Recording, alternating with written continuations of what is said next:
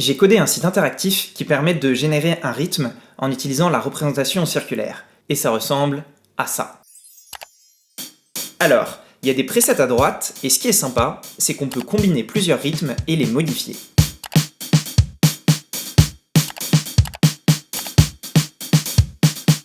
Avec cette représentation circulaire, on peut facilement visualiser certaines transformations musicales. Par exemple, un décalage temporel correspond à une rotation dans le cercle.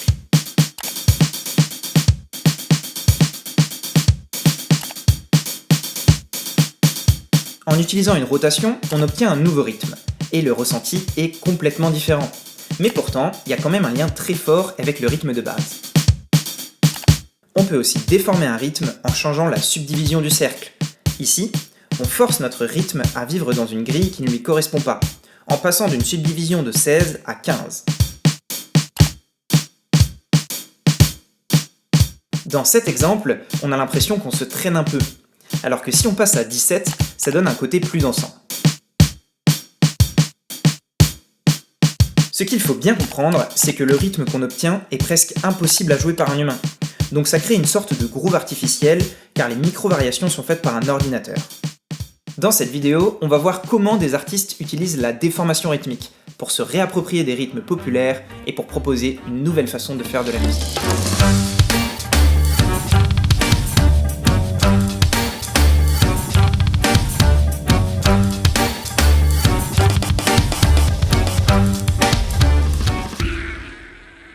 Alors comme vous avez pu le voir, cette vidéo est soutenue par le CNC, ce qui veut dire que j'ai proposé un projet de vulgarisation scientifique qui a été accepté. Donc c'est plutôt une bonne nouvelle, je suis super content, surtout que ce projet va être consacré au cercle rythmique. Et pour l'occasion, j'ai développé un site interactif pour que vous puissiez vous-même tester et utiliser le cercle rythmique. J'ai aussi développé un effet Ableton pour ceux qui connaissent. Tout est dans la description et surtout, tout est gratuit. Donc allez utiliser tout ça et surtout publier vos résultats sur les différents réseaux sociaux avec le hashtag cercle rythmique. Parce qu'en fait, la dernière vidéo du projet sera consacrée à analyser ce que vous avez pu faire avec. Le but de tout ça, c'est de vous encourager à faire de la musique autrement, d'essayer de casser certains codes. Et justement, aujourd'hui, on va voir comment on peut modifier des rythmes populaires pour se les réapproprier. Par exemple, la musique qu'on a entendue au générique ressemble à une valse en 3 temps. 1, 2, 3, 1, 2, 3, 1, 2, 3, 1, 2, 3, 1, 2, 3. Mais c'est pas exactement ça. Alors, qu'est-ce que c'est que la déformation rythmique et qu'est-ce que ça permet d'obtenir comme résultat musical? C'est ce qu'on va voir dans cette vidéo.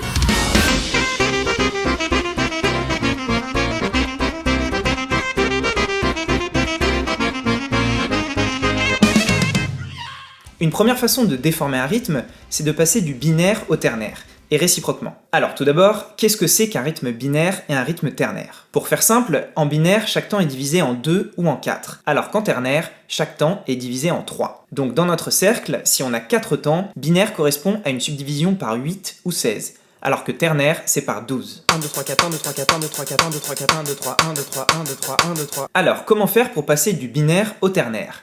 C'est une vraie question mathématique, et puisqu'on a deux ensembles de tailles différentes, c'est pas si simple. Ce qu'on veut, c'est trouver une transformation qui va d'un cercle vers l'autre et qui a du sens musicalement. Donc déjà, les temps forts du premier cercle vont sur les temps forts du deuxième cercle. Mais pour les temps faibles, les points ne sont pas alignés, et il y a plusieurs manières de les déformer pour passer d'un cercle à l'autre. Des chercheurs ont montré qu'une bonne manière de faire ça est de tourner dans le sens horaire. Donc pour passer d'une subdivision de 12 à 16, chaque point est envoyé sur le plus proche en allant dans le sens horaire. Et pour faire l'inverse, il suffit d'utiliser le sens anti-horaire. Si les chercheurs sont arrivés à cette conclusion, c'est sûrement lié à un contexte historique. Je m'explique. Voici le son, qui est un rythme binaire. Il se trouve que le son ressemble beaucoup au fume-fume, un rythme ternaire. Et des chercheurs pensent que le fume-fume, qui est un rythme africain, est arrivé dans la culture occidentale avec l'esclavage et a été déformé pour s'adapter aux normes occidentales. C'est-à-dire que ce rythme est passé d'une subdivision de 12 à 16 en utilisant la déformation dans le sens horaire. Et voilà, on a notre première déformation rythmique, du fume-fume vers le son. Et du coup, les rapports entre les durées vont changer. On passe de 3-3-4-2-4 à 2-2-3-2-3. 1, 2, 3, 1, 2, 3, 1, 2, 3, 4, 1, 2, 1, 2, 3, 4, 1, 2, 3, 1, 2, 3, 1, 2, 3, 4, 1, 2, 1, 2, 3, 4, 1, 2, 1, 2, 1, 2, 3, 1, 2, 1, 2, 3, 1, 2, 1, 2, 1, 2, 3, 1, 2, 1, 2, 3.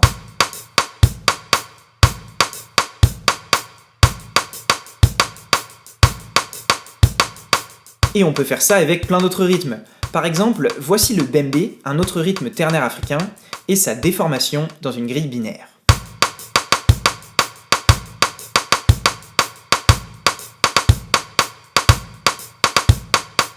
Maintenant, on va faire la transformation inverse, c'est-à-dire qu'on va passer du binaire au ternaire. Ce qui est intéressant, c'est que ça permet de générer plein de nouveaux rythmes à partir de ceux qu'on connaît. Et je trouve que passer au ternaire, ça donne un petit côté dansant à certains rythmes.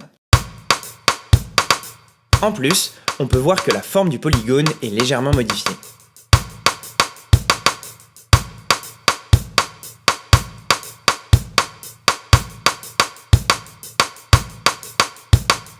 D'ailleurs, Radiohead ont utilisé une transformation de binaire vers ternaire dans le morceau Pyramid Song, en passant d'une subdivision de 16 à 24. Le rythme binaire de la bossa nova est transformé en une version ternaire, avec ces deux notes-là qui sont en retard. Ce qui est intéressant, c'est que cette transformation est différente de la solution trouvée par les chercheurs, parce que s'ils ont trouvé la façon la plus naturelle pour passer du binaire au ternaire, il existe plein d'autres façons de déformer un rythme. Et ici, Radiohead propose une autre transformation du rythme binaire de la bossa nova en une version ternaire.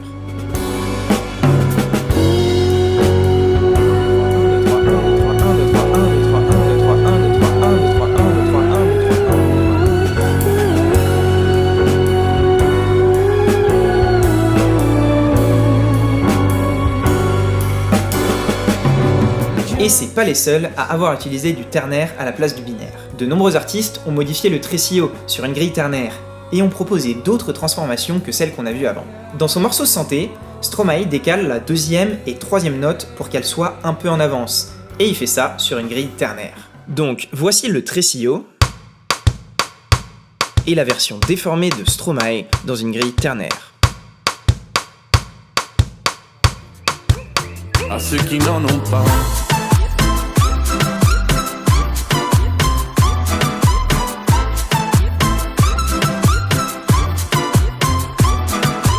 La rythmique un peu saccadée. En fait, c'est juste que, contrairement au reggaeton habituel qui fait poum ka poum ka poum, ben là ça fait poum ka poum ka poum ka poum ka. Et en fait, c'est juste du ternaire à la place du binaire. Ternaire à la place du binaire. Alors, pourquoi sur une grille ternaire et pas binaire ? Parce que ça va créer ce petit côté dansant, ce que j'ai appelé un groove artificiel en introduction.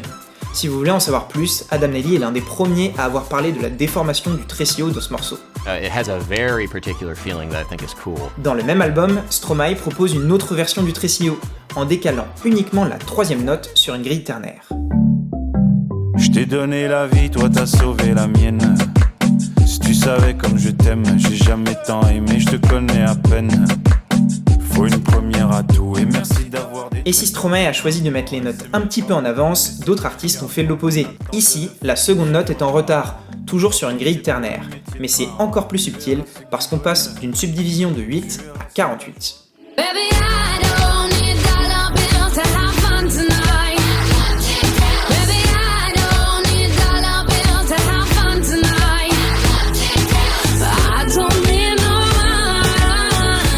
En fait, modifier le tresillo, c'est une manière de se réapproprier les codes.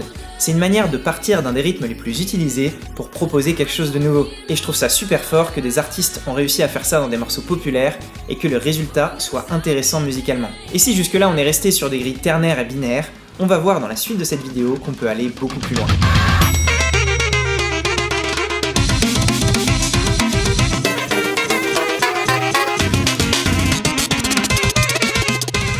On va reprendre le tresillo qui a comme durée 3-3-2. 1, 2, 3, 1, 2, 3, 1, 2, 1, 2, 3, 1, 2, 3, 1, 2, 1. Et on va le voir d'une manière beaucoup plus abstraite, comme un rythme qui a une durée longue, une autre durée longue et une durée courte. C'est une idée qui a été évoquée par Yogev Gabé et David Bruce et qui va nous être très utile parce qu'il y a plein d'autres rythmes qui respectent le profil long-long-court. Par exemple, le rythme 4-4-3.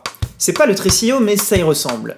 Pourtant, la subdivision du cercle est de 11. 1, 2, 3, 4, 1, 2, 3, 4, 1, 2, 3, 1, 2, 3, 4, 1, 2, 3, 4, 1, 2, 3, 1, 2, 3, 4, 1, 2, 3, 4, 1, 2, 3, 1, 2, 3, 4, 1, 2, 3, 4, 1, 2, 3. Donc en passant de 3-3-2 à 4-4-3, on obtient une version 11 temps du tresillo. Il y a aussi le rythme 5-5-3, qui respecte le profil long-long-court,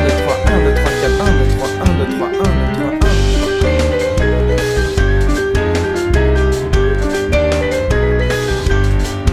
Et dans le second morceau, on a une autre déformation pour obtenir une subdivision en 25. 1, 2, 3, 4, 1, 2, 3, 4, 1, 2, 3, 4, 5, 1, 2, 3, 4, 1, 2, 3, 4, 1, 2, 3, 4, 1, 2, 3, 4, 1, 2, 3, 4, 1, 2, 3, 4, 5, 1, 2, 3, 4, 1, 2, 3, 4, 1, 2, 3, 4, 1, 2, 3, 4, 1, 2, 3, 4, 1, 2, 3, 4, 5. Et là c'est intéressant, ça revient sur le motif de base. 1, 2, 3, 4, 5, 1, 2, 3, 4, 5, 1, 2, 3, 4, 5, 1, 2, 3, 4, 5, 1, 2, 3, 4, 5, 1, 2, 3, 4, 5, 6, 7, 1, 2, 3, 4, 5, 1, 2, 3, 4, 5, 1, 2, 3, 4, 5, 1, 2, 3, 4, 5, 1, 2, 3, 4, 5, 1, 2, 3, 4, 5, 6, 7, 1, 2, 3, 4, 5, 1, 2, 3, 4, 5.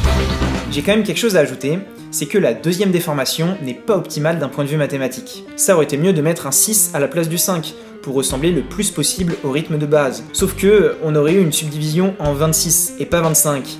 Du coup, on n'aurait pas eu ce petit décalage entre la batterie qui fait un motif simple à 8 temps et le piano et la basse qui font un motif à 25 temps.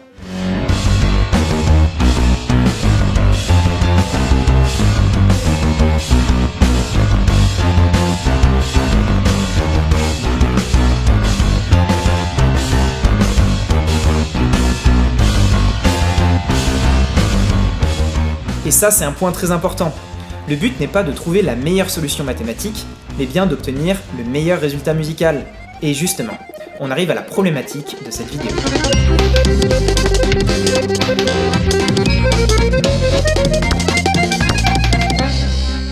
Alors, qu'est-ce qui se passe dans le morceau Vegetable Soup de Igor ? 1, 2, 3, 1, 2, 3, 1, 2, 3, 1, 2, 3, 1, 2, 3. Ça ressemble à une valse, mais on arrive à entendre que le rythme est déformé. Dans une valse, on aurait dû avoir du 3 temps, ici divisé en 2+1, qu'on peut voir comme long puis court. Donc, peut-être que le rythme de Vegetable Soup est une déformation rythmique du profil long-court. Donc voyons voir ce que ça donne en 3+2 ou en 4+3.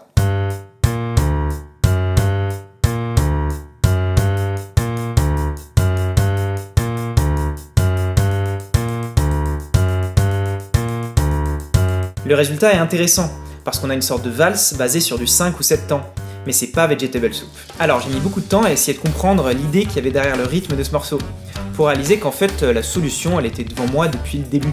Tout est dans le titre. Le but, c'est de faire de la soupe. Et pour ça, il faut faire un rythme un peu instable et fluctuant. Il n'y a pas vraiment de règles en fait, c'est juste des déformations un petit peu aléatoires, parce que l'intérêt musical sera toujours la priorité. Et pour Igor, l'intérêt n'est pas de créer quelque chose de beau et majestueux, bien au contraire. Il cherche à déranger l'auditeur, et pour ça, tous les moyens sont bons. Je vous laisse juger en observant le malaise dégagé par les pochettes d'albums, le choix des titres, les sonorités, et surtout par le mélange de 3 styles musicaux complètement différents, la techno, la musique classique et le death metal.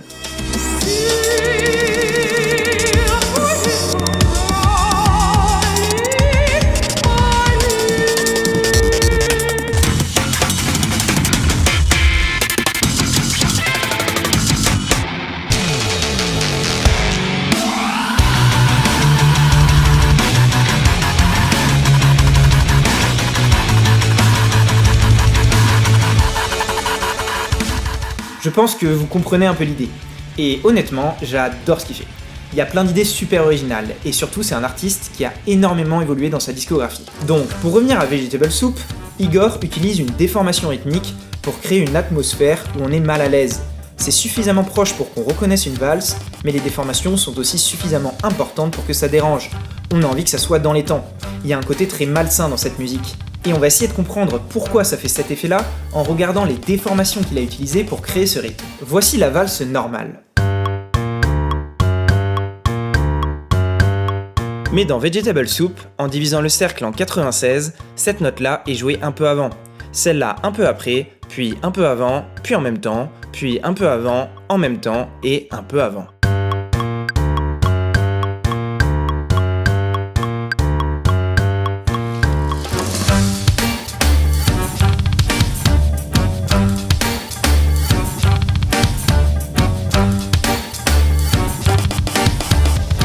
Alors, pourquoi ça produit un rythme bizarre ?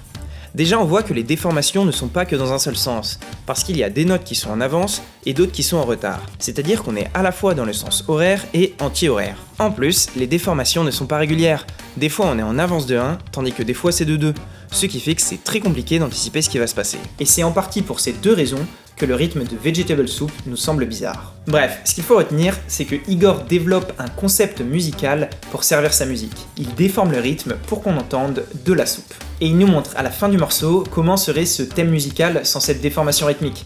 Maintenant on peut facilement compter jusqu'à 3 et il rajoute un magnifique solo d'un invité surprise.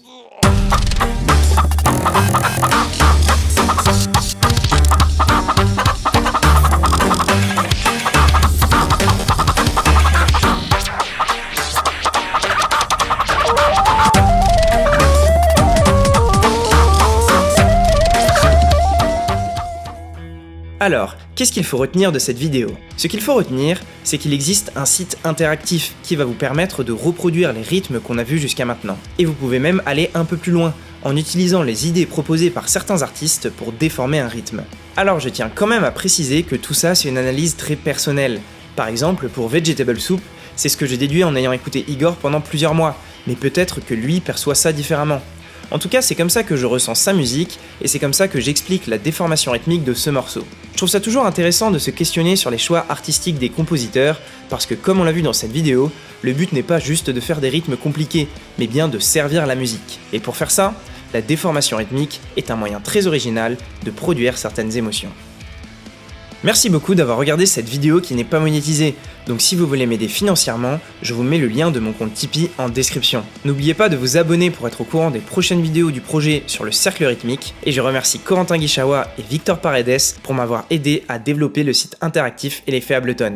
Pour finir, j'aimerais bien parler un peu plus de cette représentation circulaire, pourquoi j'ai développé ce site interactif et pourquoi j'aimerais bien que des gens l'utilisent. En fait, l'idée qu'il y a derrière tout ça, c'est que les outils utilisés par l'artiste ont un impact sur son art.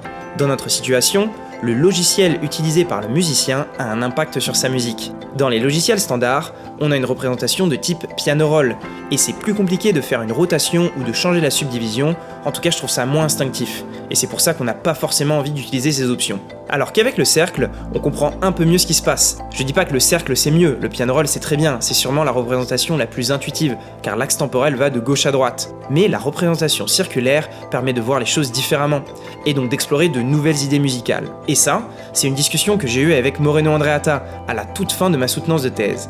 C'est un peu le papa des maths musique en France, et ce jour-là, il était le président de mon jury de thèse. Et je vous laisse avec ce qu'il m'a dit, ce qui fait une superbe transition quelques mois plus tard vers ce projet de vulgarisation scientifique sur le cercle rythmique. We are modeling knowledge, musical knowledge.